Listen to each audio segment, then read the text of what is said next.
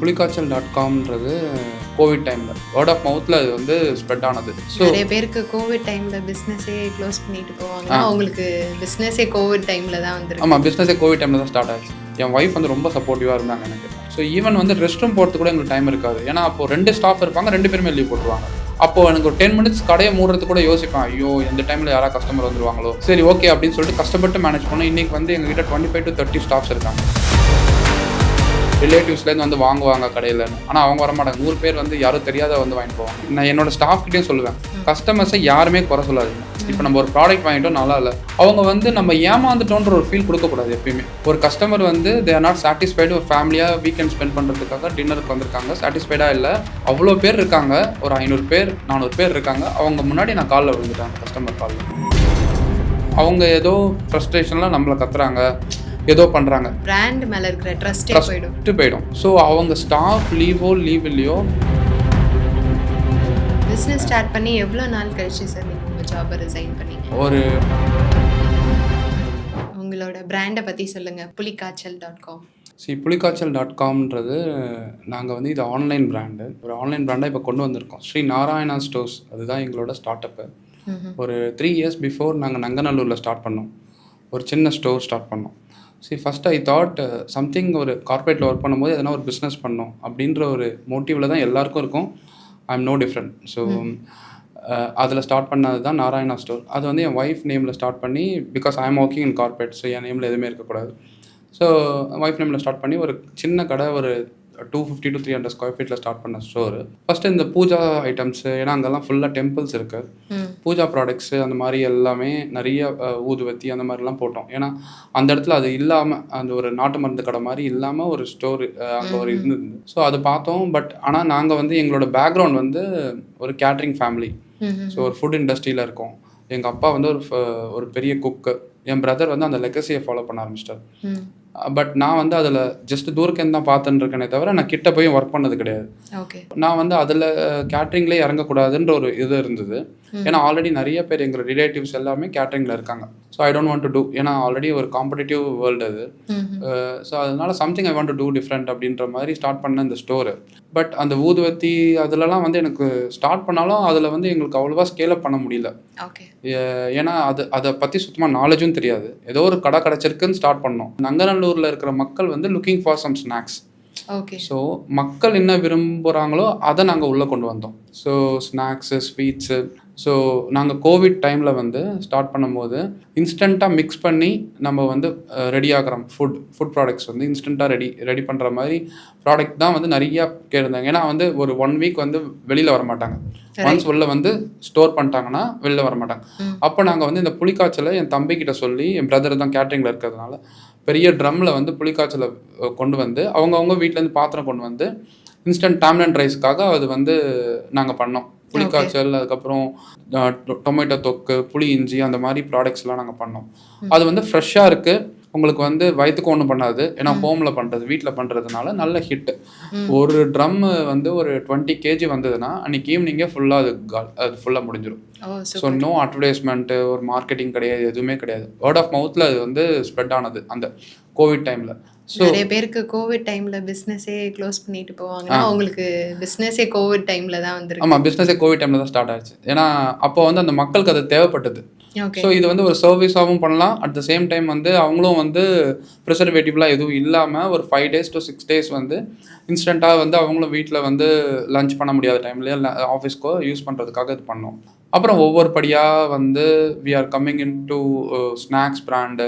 அப்புறம் வந்து நாங்கள் வந்து ஒரு ஆன்லைனில் பண்ணக்கூடாது. ஏன்னா அட் அ டைமில் ஒரு 15 ஸ்டோர் என்னால் ஓப்பன் பண்ண முடியாது. ஸோ நங்கநல்லூர் மக்களுக்கு ஐம் கோயிங் டு நான் வந்து சர்வ் பண்ணிட்டுருக்கேன். பட் இந்த வந்து பிஸ்னஸை வந்து நான் வந்து இன்னொரு பிளேஸில், ஒரு தாம்பரத்துலையோ குரோம்பேட்லேயோ இன்ஃப்ராஸ்ட்ரக்சர்லாம் ரொம்ப காஸ்ட்டாக இருக்குது. ஸோ ஐ தாட் இந்த இன்ஃப்ராஸ்ட்ரக்சர்லாம் வந்து இல்லாமல் ஒரு ஆன்லைனில் கொண்டு வந்து சோஷியல் மீடியாவில் நம்ம ப்ரமோட் பண்ணி மக்களுக்கு வந்து எல்லாருக்குமே இந்த ப்ராடக்ட் போகலாம் அப்படின்ற ஒரு தாட்டில் வந்து வி ஸ்டார்டட் சம்திங் கால் புலிக்காய்ச்சல்.com. ஏன்னா நாராயணா ஸ்டோருன்றது எங்கள் அப்பா பேர் நாராயணன்ன்றது. ஸோ புலிக்காய்ச்சல் தான் எங்களுக்கு வந்து அந்த தூக்கி கொடுத்தது. ஸோ என்ன பேரில் வந்து ஆன்லைனில் ஒரு கேட்சியான ஒரு நேமில் ஸ்டார்ட் பண்ணோம் அப்படின்னு இருந்தபோது நானும் என் ஒய்ஃபும் நைட்டெல்லாம் யோசிச்சுருந்தோம். நிறைய இந்த மாதிரி டிவைன் அந்த மாதிரிலாம் நிறைய ப்ராடக்ட்ஸ் அந்த மாதிரிலாம் யோசித்து பார்த்துன்னே இருந்தோம். நம்ம நிறைய ஃபேன்சி வேர்ட்ஸ்லாம் போட்டு. பட் எதுவுமே எங்களுக்கு சுத்தமாக செட் ஆகலை. சரி, நம்ம ஊரில் இருக்கோம், நம்ம பிராண்ட் இருக்கோம், ஸோ அதுக்கு நம்ம அந்த நேம்லேயே ஸ்டார்ட் பண்ணலாம் அப்படின்னு சொல்லி தான் வந்து வி ஸ்டார்டட் இந்த நேம் ஆஃப் புலிக்காய்ச்சல்.com. வி ரிஜிஸ்டர்ட் தட் டொமைன் வாங்கினோம், ஆன்லைனில் கொண்டு வந்தோம். இப்போ எங்கள் கடையில் என்ன ப்ராடக்ட்ஸ் இருக்கோ ஒரு 150 ப்ராடக்ட்ஸ் வந்து we made it available in online. So அந்த ப்ராடக்ட்ஸ் எல்லாம் ஆன்லைனில் வந்தது. அதுக்கப்புறம் we started a store in Madipakkam. Okay. Madipakkam உங்களோட ஃபர்ஸ்ட் ஸ்டோருக்கு அப்புறம் நீங்கள் வந்து டைரெக்டாக ஆன்லைன் தான் போனீங்க? ஆமாம், கரெக்ட். அப்போ கரெக்டாக ஆன்லைன் போனோம். அப்போ எங்களுக்கு வந்து பெரிய ஸ்பேஸ் தேவைப்படுது. ஏன்னா ஸ்டோரேஜ்க்கு பீப்புள் வந்து ஆன்லைனில் வந்தாங்கன்னா அட்லீஸ்ட் ஆன்லைன் ஆர்டர்ஸ் எடுத்து வைக்கிறதுக்கு 2 பேர் தேவை. அதுக்கப்புறம் அந்த ப்ரமோஷன் பண்ணுறதுக்கு தேவை ஒரு பெரிய ஸ்பேஸ் தேவைப்படுது. அப்போ தான் வி தாட் வந்து கொஞ்சம் ரெண்ட் கம்மியான பிளேஸில் நம்ம ஒரு ஸ்டோர் ரூம் மாதிரியும் ஓப்பன் பண்ணலாம், ஒரு ஆஃபீஸ் செட்டப்பும் பண்ணலாம். ஒரு ஹைப்ரிட் மாடல் மாதிரி. கரெக்ட், ஹைப்ரிட் மாடல் மாதிரி ஒரு 2400 ஸ்கொயர் ஃபீட், ஆல்மோஸ்ட் 3000 ஸ்கொயர் ஃபீட்டில் ஒரு warehouse cum office cum store அப்படின்ற மாதிரி நாங்கள் ஸ்டார்ட் பண்ணோம் மடிப்பாக்கத்தில். அப்போ தான் வந்து நாங்கள் ஆன்லைனும் கொஞ்சம் ஸ்லோவாக ப்ரமோட் பண்ண ஆரம்பித்தோம். இந்த நம்ம இன்ஸ்டண்ட்டாக மிக்ஸு, அதுக்கப்புறம் நம்ம கைமுறுக்கு, தட்டை, அதெல்லாம் தேங்காய் எண்ணெயில் பண்ணோம். ஸோ அதுக்கப்புறம் வந்து நான் வந்து I thought okay it's a time for me to scale up this business அப்படின்னு சொல்லிட்டு I came out from the கார்பரேட்டில் இருந்து வெளியில் வந்துட்டேன். என் ஒய்ஃப் வந்து ரொம்ப சப்போர்ட்டிவாக இருந்தாங்க எனக்கு ஆக்சுவலாக. ஓகே. பிஸ்னஸ் ஸ்டார்ட் பண்ணி எவ்வளோ நாள் கழிச்சு சார் நீங்கள் உங்கள் ஜாபை ரிசைன் பண்ணீங்க? ஒரு 1.5 to 2 years நான் பேரலாக பார்த்துருந்தேன். நான் வந்து ஈவினிங் ஷிஃப்ட்டில் ஒர்க் பண்ணுவேன், மார்னிங்கில் போய் கடை ஓப்பன் பண்ணுவேன்.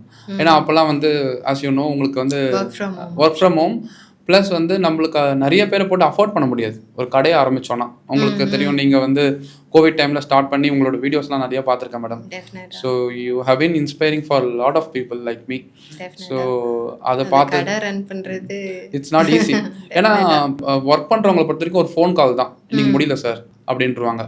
இப்போ எனக்கு வந்து நான் ஆன்லைனில் ப்ரமோட் பண்ணுறதுனால என்னை நம்பி தாம்பரத்துலேருந்து வராங்க கஸ்டமர்ஸ், என்னை நம்பி பாரிஸ்லேருந்து வராங்க, என்னை நம்பி காஞ்சிபுரத்துலேருந்து வராங்க.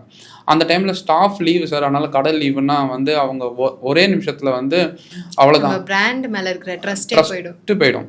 ஸோ அவங்க ஸ்டாஃப் லீவோ லீவ் இல்லையோ நாங்கள் காலையில் 7 மணிக்கெலாம் ஸ்டோர் ஓப்பன் பண்ணுறோம். இதுதான் எங்களோட மெயின். 7லேருந்து 7:30 மணிக்கு யார் வராங்களோ வரலையோ, கடை ஆள் வராங்களோ இல்லையோ, ஸோ வந்தால் வெல் அண்ட் குட், வரலைன்னா நாங்கள் போயிடுவோம், நானும் என் ஒய்ஃபை போயிடுவோம். ஸோ ஈவன் வந்து ரெஸ்ட் ரூம் போகிறதுக்கு கூட எங்களுக்கு டைம் இருக்காது. ஏன்னா அப்போது 2 ஸ்டாஃப் இருப்பாங்க, 2 பேருமே லீவ் போட்டுருவாங்க. எங்கள் கிட்ஸ்லாம் ஸ்கூலில் இருப்பாங்க, ஸ்கூல்லேருந்து கூட்டின்னு வரத்துக்கு கூட அப்போ நாங்கள் ஆட்டோ அந்த மாதிரிலாம் போடலை, நானும் என் ஒய்ஃபை தான் போவோம். என் ஒய்ஃப் எங்கன்னா வெளில போயிருந்தாங்கன்னா நான் தான் போகணும். அப்போது எனக்கு ஒரு 10 minutes கடையை மூடுறதுக்கு கூட யோசிப்பேன், ஐயோ எந்த டைமில் யாராவது கஸ்டமர் வந்துருவாங்களோ அப்படின்ற ஒரு தாட் ப்ராசஸ்லாம் போகும். சரி ஓகே அப்படின்னு சொல்லிட்டு கஷ்டப்பட்டு மேனேஜ் பண்ணோம். இன்றைக்கி வந்து எங்ககிட்ட 25 to 30 ஸ்டாஃப்ஸ் இருக்காங்க. So from I'm paying more then 60 to 65,000லேருந்து 10,000 வரைக்கும் ஸ்டாஃப்க்கு எல்லாருக்கும் பேமெண்ட் அந்தந்த ரேஞ்சில் இருக்காங்க. ஸோ எங்களுக்கு வந்து எந்த ஒரு பேக்கப்பும் கிடையாது. பேக்கப்னா இந்த சென்ஸ் வந்து இந்த ஃபினான்ஸ் ஃபண்டிங்கு, இந்த ரிலேட்டிவ் சப்போர்ட்டு, ஃப்ரெண்ட்ஸ் வந்து நம்மளுக்கு எல்லாரும் ஹெல்ப் பண்ணுறது, அந்த மாதிரி எதுவுமே இல்லாமல் ஒரு ஸ்டார்ட் பண்ண பிஸ்னஸ் தான். ரிலேட்டிவ்ஸ்லேருந்து வந்து வாங்குவாங்க கடையிலன்னு, ஆனால் அவங்க வரமாட்டாங்க. 100 பேர் வந்து யாரும் தெரியாத வந்து வாங்கிட்டு போவாங்க. எக்ஸாக்டாக சார். நான் வந்து இந்த ஒரு போஸ்ட் ஒன்று படிச்சிருந்தேன், ரொம்ப ரிலேட்டபிளாக இருந்தது. ஸோ நம்ம ஒரு பிஸ்னஸ் ஸ்டார்ட் பண்ண உடனே நம்மளுக்கு வர ஃபஸ்ட்டு கஸ்டமர் ஸ்ட்ரேஞ்சர் தான். பட் அதுவே நம்ம அந்த பிஸ்னஸில் சக்சீட் ஆகி நம்ம செலிப்ரேட் பண்ணணும்னு நினைக்கும் போது நம்ம செலிப்ரேட் பண்ணுறது நம்மளோட ஃப்ரெண்ட்ஸ் கூடயும் ரிலேட்டிவ்ஸ் கூடயும்.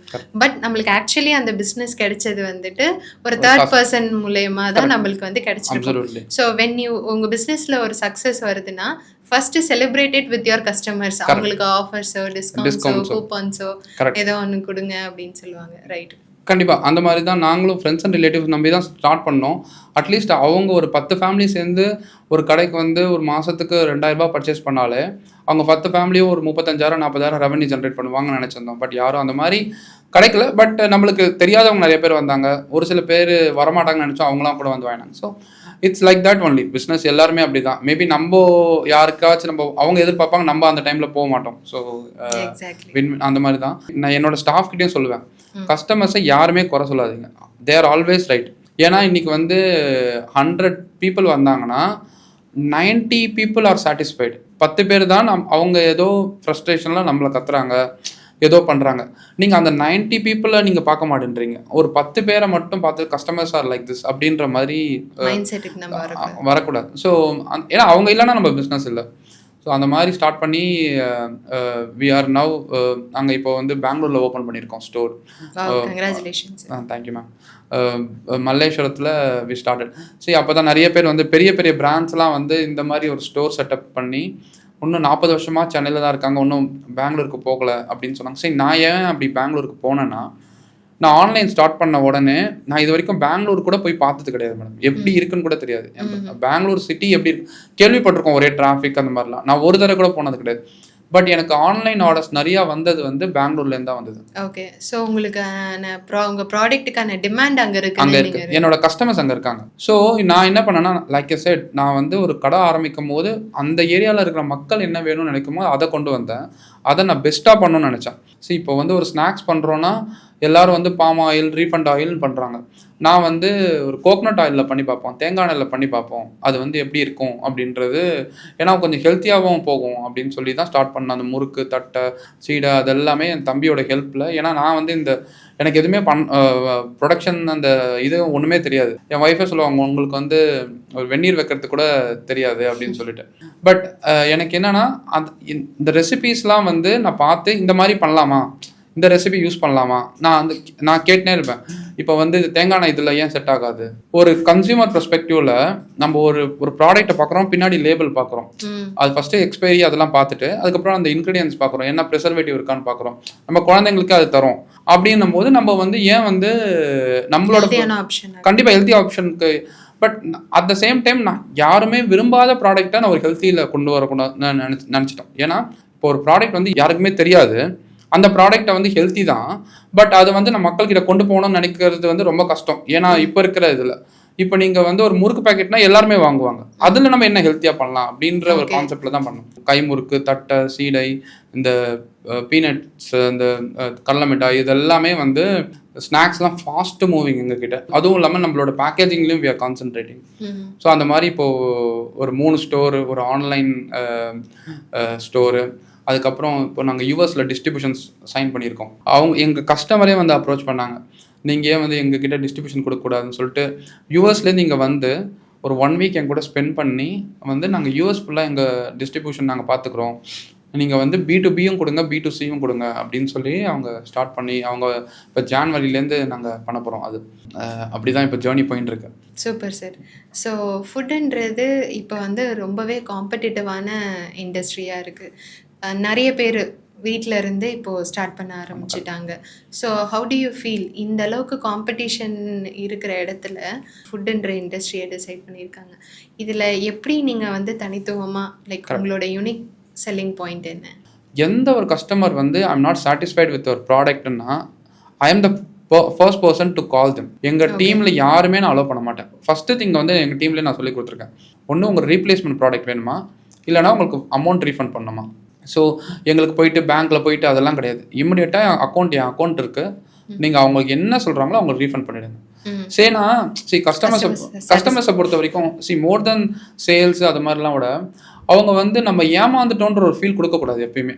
இப்போ நம்ம ஒரு ப்ராடக்ட் வாங்கிட்டோம், நல்லா இல்லை, நீங்கள் என்ன பண்ணுறோம், கடைக்கு போய் திட்டுறோம், அப்போ வந்து இன்னும் கொஞ்சம் நீங்கள் அவங்களோட ஆர்கியூ பண்ணி இல்லை நாங்கள் இது கொடுக்க மாட்டோம் அப்படின்னு சொன்னால் அவங்க வீட்டுக்கு போகும்போது ஐயோ இவங்க ஏமாந்துட்டாங்க அப்படின்ற ஒரு ஃபீல், நம்ம இவங்ககிட்ட வாங்கி ஏமாந்துட்டோம் அப்படி. இப்போ நீங்கள் திருப்பி ரிட்டர்ன் கொடுத்துட்டான்னு வச்சுக்கோங்களேன், அந்த பைசாவை ரிட்டர்ன் கொடுத்துட்டீங்க, அவங்க கேட்பாங்க, சார் நாங்கள் இங்கே தாம்பரத்தில் இருக்கோம், நீங்கள் அமௌண்ட் ரீஃபண்ட் வந்துச்சு, இந்த ப்ராடக்ட்ஸ் இப்போ நீங்கள் வேண்டாம் மேடம், யாருக்காக கொடுக்க முடிஞ்சால் கொடுத்துருங்க, இல்லைனா நீங்கள் தூக்கி போட்டுருங்க, இதுக்காக நான் வந்து அனுப்பி ஆளை வந்து எடுக்க முடியாது அப்படின்னு நான் சொல்லிடுவேன் ஆன்லைன் கஸ்டமர்ஸாக இருந்தால்.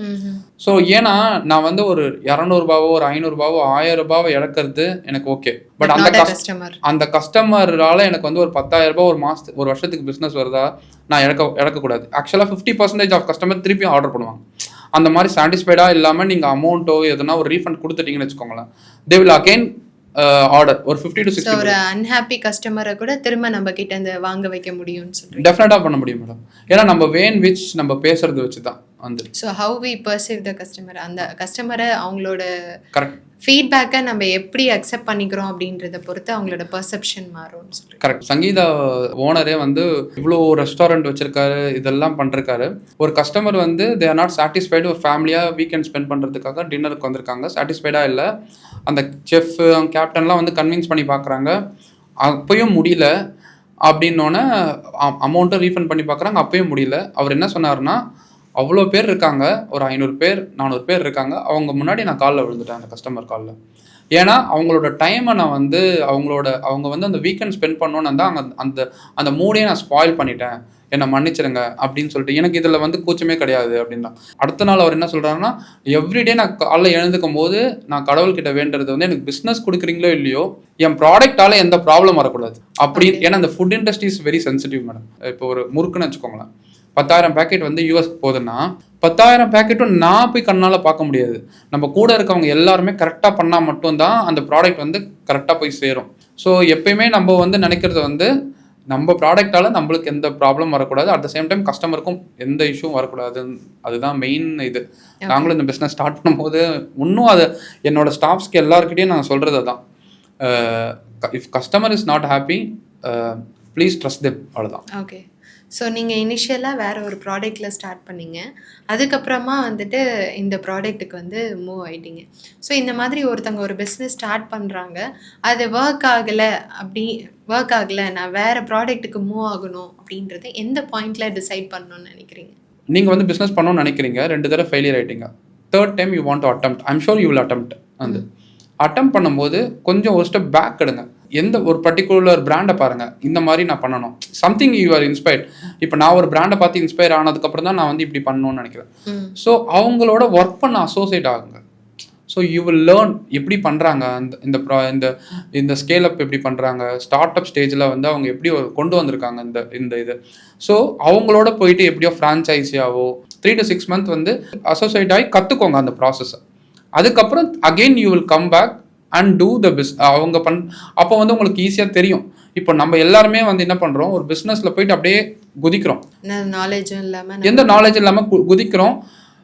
ஒரு 50% சக்ஸஸ்ஃபுல் ஆகிடும், 50% நம்ம வந்து இதாகிடுறோம். ஸோ அந்த ஃபெயிலியர்லேருந்து நம்ம எப்படியே ஏந்துக்கு வரோம்னு வச்சுக்கோங்களேன். நிறைய பேர் மூடிடுறாங்கன்னு வச்சுக்கோங்க. Again they want to start a business அப்படின்னா ஒரு ஃப்ரான்ச்சைஸ் மாடல் மாதிரி எடுத்து ரன் பண்ணி பார்த்துட்டு அதுக்கப்புறம் நீங்கள் ஒரு பிராண்ட் ஒன்று கிரியேட் பண்ணுங்க. இப்போ ஒரு காஃபி ஷாப்லாம் எவ்வளோ ஃப்ரான்ச்சைஸ் தராங்க, அந்த மாதிரி ஒரு ஃப்ரான்ச்சைஸ் மாடல் மாதிரி எடுத்துட்டு again you'll start the business அப்படின்னு சொல்லுவோம். ஏன்னா லேர்ன் அவங்க அந்த ஆர்ட்டை அவங்க எப்படி சக்ஸஸ் பண்ணியிருக்காங்க அதை பார்த்தோன்னா அது நம்ம ஈஸியாக நம்மளோட ஸ்டோரியை அப்போ கொண்டு வந்து நம்ம வந்து இது பண்ணிக்கலாம். Super sir. உங்களோட மார்க்கெட்டிங் பற்றி சொல்லுங்கள் சார். நிறைய பிராண்ட்ஸ் வந்துட்டு மார்க்கெட்டிங் ப்ராப்பராக பண்ணாததுனால தான் சக்ஸஸ்ஃபுல்லாக வர முடியல.